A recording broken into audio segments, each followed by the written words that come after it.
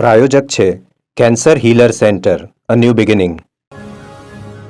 રાજ્યમાં લઘુત્તમ તાપમાનમાં 2 થી 3 ડિગ્રીનો ઘટાડો થવાની હવામાન વિભાગની આગાહી છે. વેસ્ટર્ન ડિસ્ટર્બન્સના કારણે ફૂંકાશે ઠંડા પવનો. દરિયાકાંઠાના વિસ્તારોમાં ગરમ અને ભેજયુક્ત વાતાવરણ રહેશે. 48 કલાક બાદ ફરી વધશે તાપમાન. સાબરકાંઠાની ઈડર એપીએમસીમાં ઘઉંના ભાવને મુદ્દે ખેડૂતોએ વિરોધ નોંધાવ્યો છે. ઘઉંનો સંતોષકારક ભાવ ન મળતા ખેડૂતોએ હરાજી બંધ કરાવી હતી.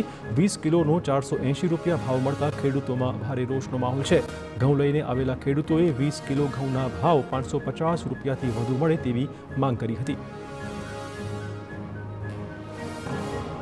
ફિશરીઝ કૌભાંડ મામલે ક્લીન ચીટ બાદ દિલીપ સંઘાણીનું મોટું નિવેદન. કહ્યું, કોઈ પણ કારણ વગર, ગુના વગર મને વર્ષો સુધી હેરાન કરાયો. ચાર્જશીટ થઈ ત્યાં સુધી મારું નામ ક્યાંય નહોતું. પાછળથી અચાનક ઉમેરી દેવાયું. 40 સાક્ષીઓએ અને 3 આઈપીએસે કહ્યું કોઈ ભૂમિકા નહીં. સરકારી વકીલની વાત મારી તરફેણમાં હતી, છતાં ન્યાયતંત્રએ વિરોધાભાસી કામ કર્યું. અંતે હું સુપ્રીમ કોર્ટમાં ગયો અને મને સુપ્રીમ કોર્ટમાંથી ન્યાય મળ્યો. બનાસકાંઠાની પાલનપુર પાલિકાની સામાન્ય સભામાં હોબાળો મચી ગયો. બજેટલક્ષી સામાન્ય સભામાં વિપક્ષે બજેટનો એજન્ડા ફાડી નાખ્યો હતો. વિપક્ષી સભ્યોના ઉગ્ર વિરોધ અને હોબાળાને જોતા બજેટલક્ષી સામાન્ય સભા 5 મિનિટમાં જ સમેટાઈ ગઈ હતી. વિપક્ષના વિરોધ વચ્ચે સભામાં બજેટ સર્વાનુમતે મંજૂર કરાયું છે.